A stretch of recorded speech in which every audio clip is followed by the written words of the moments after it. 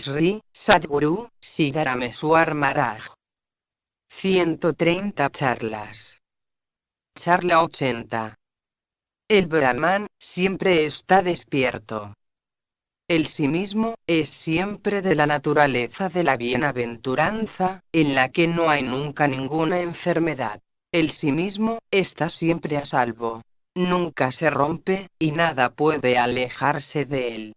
Existe la posibilidad de que todas las cosas materiales sean dañadas o incrementadas. Cuando experimentas que algo material está siendo dañado, piensas que tú has experimentado este daño. El individuo imagina que él mismo es de alguna manera dañado.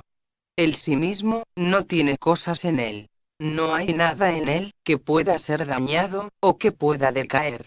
Está sin ninguna suciedad.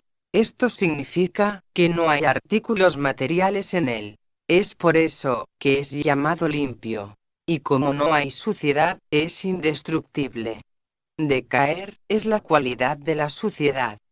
La suciedad está destinada a descomponerse, a destruirse, y a regresar a la tierra. Sin embargo, el inalterable sí mismo es indestructible. Aunque él está en el cuerpo, y en los órganos de los sentidos, no se ve afectado por ellos. El sí mismo no tiene nacimiento, ni muerte. Se puede hablar de muerte, solo en relación con el cuerpo. El sí mismo nunca es corrompido, y es sin partes. No está formado de varias partes, ni es la suma de cualquier parte. Si quieres saber quién es él, este sí mismo es él quien vive en tu cuerpo, y quien conoce el cuerpo.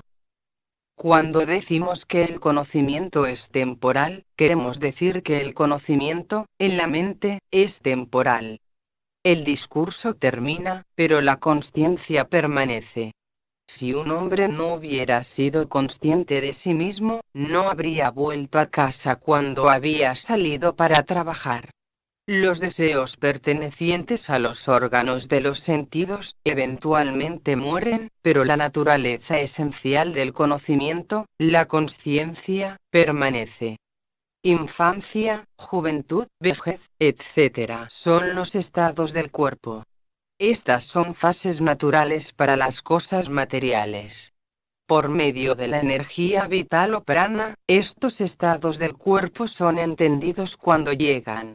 Sin embargo, el prana en sí no se vuelve joven ni viejo. Su calidad de energía permanece siendo la misma. Si el prana no tiene ningún cambio en su estado, ¿cómo puede el sí mismo que es el prana del prana, la vida energía de la energía vital, tener estos estados? Los huevos, la combinación de calor y humedad, el nacimiento vivo, y las semillas, son las 4 fuentes de creación, de todos los seres. En todos los seres, el prana funciona solo por el poder del sí mismo. Los estados como la infancia, etc., no tienen ningún efecto en el prana. Entonces, ¿cómo pueden acaso los estados afectar al sí mismo? El individuo, por su propio concepto equivocado, se ata a sí mismo. En el deseo, hay esclavitud. Lo explicaré. Lo que quieras, está en cierto lugar. Si lo quieres, tienes que ir allí donde está ubicado. Tienes que esperar allí, hasta que consigas lo que quieres, y a veces, el deseo se cumple. Entonces, cuando obtienes lo que quieres, si ello no puede ser llevado desde ese lugar, debes permanecer allí. Solo allí, puedes disfrutar de ese objeto, o usarlo. Cuando eso no puede venir con nosotros donde vamos, tenemos que vivir cerca de ese objeto, porque estamos necesitados del objeto. Esto es la esclavitud por el deseo. Si no quieres estar atado, tienes que renunciar a tu deseo. Solo entonces, puedes dejarlo. Donde hay deseo, hay detención, lo que significa tener residencia, viviendo allí, en el mundo. El deseo implica estar en la vecindad del objeto. Cuando el deseo muere, la detención se va. Renunciando al deseo, la liberación es segura. En cambio, albergar deseo, es en sí mismo esclavitud. Cuando todos los deseos se abandonan para siempre, uno se convierte en la realidad. Mientras que el individuo, con todos sus deseos sujetándole con fuerza, baja hacia la destrucción. El sí mismo, no es tocado por todas las cualidades, o modificaciones. Es dicho por algunos, que en el estado de vigilia, el sí mismo está limitado por los límites de ese estado. Sin embargo, si este fuera el caso, no tendría conocimiento del estado de sueño, y permanecería atado a un solo estado. Él habría seguido comiendo solo dulces, o solo cosas amargas, pero él no es así. Esto significa que él no se ve afectado, aunque esté en el cuerpo. En el estado de sueño, él funciona solo por la mente, sin la ayuda del cuerpo físico, o los órganos de los sentidos. Cuando él va más allá del sueño con ensueños, en el sueño profundo, él permanece solo, sin ninguna envoltura o cuerpo. Y no hay una onda de ningún tipo. Usted puede decir, ¿dónde está acaso el sí mismo? No hay nada allí. Pero esto no es realmente así. ¿Quién es acaso el que puede decir que él estaba felizmente dormido? ¿Quién es acaso el que responde a la llamada que se le hace por el nombre que se le da al cuerpo? Esto no sería posible sin el sí mismo. El sueño profundo y la vigilia son estados del cuerpo físico solamente, y no del sí mismo. Él, el sí mismo, siendo testigo de los tres estados, no puede ser nada. Él es el sí mismo supremo, el Paramatman. Tú puedes preguntar, ¿cómo es que cuando él despierta del sueño, cómo es que recuerda él otra vez todos los ambientes del estado de vigilia? Escucha atentamente la explicación. Las circunstancias ambientales están en relación con el intelecto, o cerebro, y no con el sí mismo. Si el intelecto es transformado, la vida mundana se vuelve irreal. Entonces no hay esclavitud o libertad, de ninguna cosa. La vida mundana existe, porque tú lo dices. Tú lo concibes así. La vida mundana es real, únicamente por tus conceptos. Si dices, los he soltado todos mis conceptos, entonces la vida mundana y cualquier esclavitud, se han ido. Son totalmente destruidas. Si lo concebido, o los conceptos, lo aumentas, aumenta la vida mundana.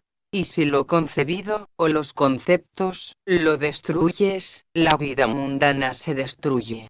La mente es la fuente de la vida mundana, así como de la vida espiritual.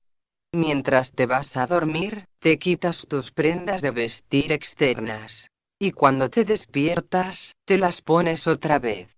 En el sueño profundo, no eres consciente del cuerpo que cubre al sí mismo. Cuando te despiertas, ves, y por tu atención, recuerdas todo. Para alguien, cuya ignorancia y egoísmo se han ido, todo es solo Brahman, incluso el estado de vigilia. El individuo se disuelve, y se convierte en el Paramatman. Entonces, no hay deseo de ningún tipo. No hay ningún comparativo, o símil, que pueda ser utilizado. El significado de símil en este caso, es algo que se pueda usar para mostrar que el conocimiento de la naturaleza de la verdad, es como alguna cosa más. Ahí, no hay nada igual a él, ni nada similar que pueda mostrarse. Tampoco hay ninguna palabra que pueda usarse para describir ese estado o su significado, completa y adecuadamente. No hay forma, objeto, o palabras, que se pueda comparar con ese estado. Por lo tanto, ese estado, es llamado, más allá del símil. O se dice, que no hay símil disponible para explicarlo. Para eso, para Dios, no hay otras cosas. El mundo entero, es solo para Brahman, o para Madman.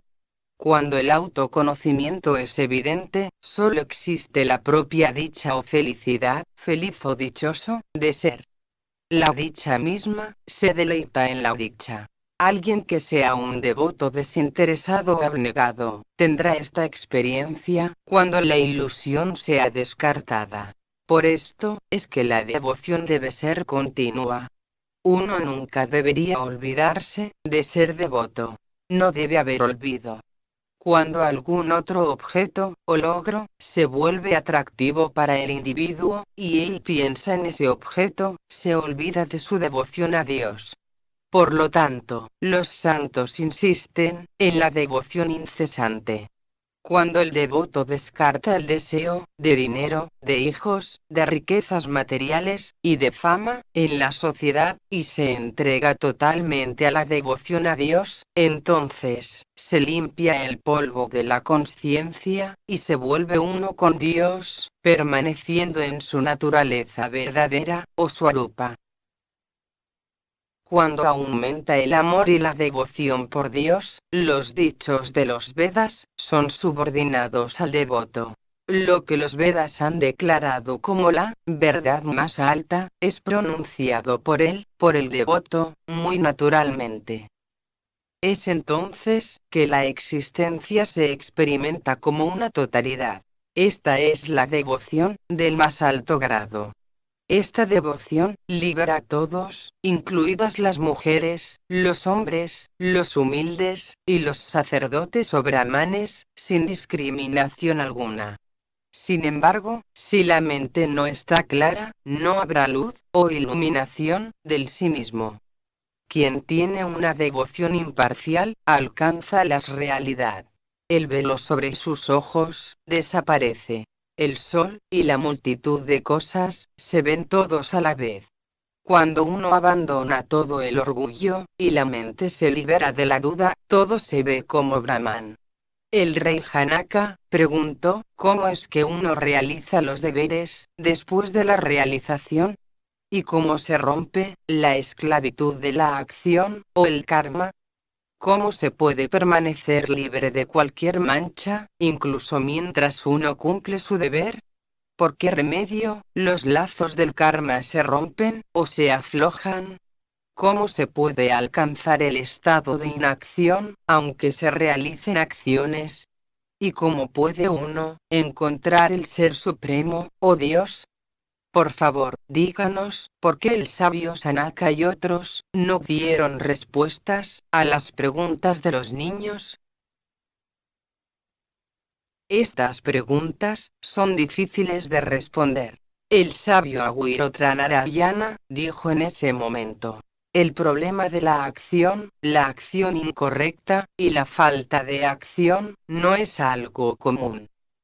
Los legisladores que pensaban en estos asuntos, estaban cansados. Y los grandes sabios, no sabían cómo explicar estas cosas.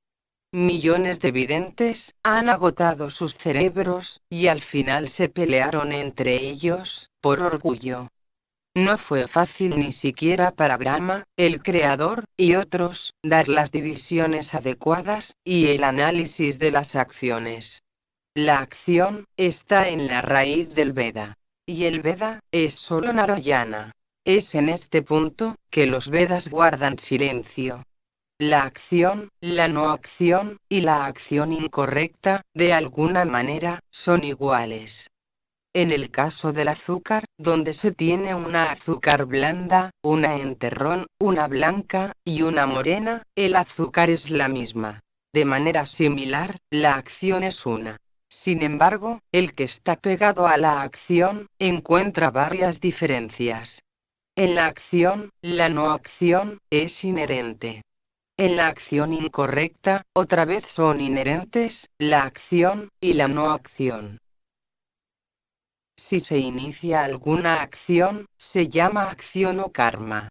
Diferenciar entre bueno y malo, es vikarma, lo que significa, acción incorrecta. La desaparición de la acción, es no acción, o akarma. Lo que significa, que la acción, es como si no hubiera tenido lugar. Aquel que sabe que el que no hace nada es el verdadero hacedor, se ha convertido en un sabio. Ha alcanzado la sin acción. Oh, Rey, si vienes para darte cuenta de que el actor y el que causa la acción, es solo uno en este cuerpo, solo entonces tú serás sin acción.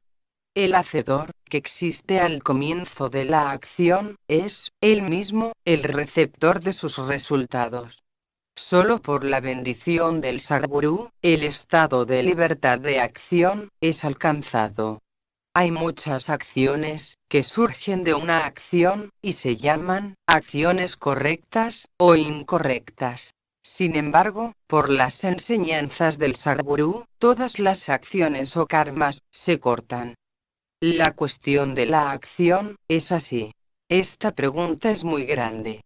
Es por eso que el sabio Sanaka y otros no impartieron este conocimiento a niños que no eran maduros. Estas diferencias, de acción y de no acción, no deben ser contadas a aquellos que no son lo suficientemente maduros para entender. El Paramatman es en todo momento, sin ningún tipo de perturbación, y sin ningún impedimento. Es permanentemente indestructible, y perfectamente limpio. Debes estar seguro de que tú eres eso.